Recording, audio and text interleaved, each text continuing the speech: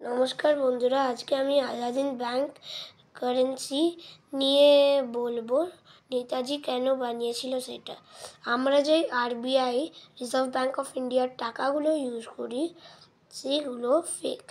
এগুলোর দুটো প্রমাণ আছে। একটা প্রমাণ হলো রিজার্ভ ব্যাংক অফ ইন্ডিয়া লেখা আছে, গভর্নমেন্ট অফ ইন্ডিয়া লেখা নেই।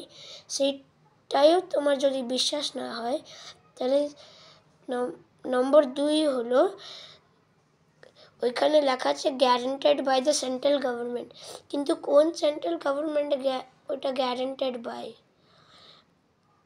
আরবিআই নোটস ইউজ করার জন্য ভারতীয়রা গরিব হয়ে যাচ্ছিল, কারণ ব্রিটিশরা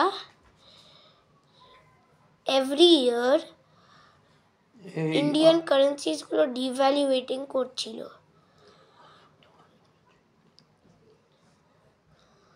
তাই জন্য নেতাজি এটা বুঝতে পেরেছে, আর তাই জন্য সে আজাদিন ব্যাংক কারেন্সি বানিয়েছে। ধন্যবাদ।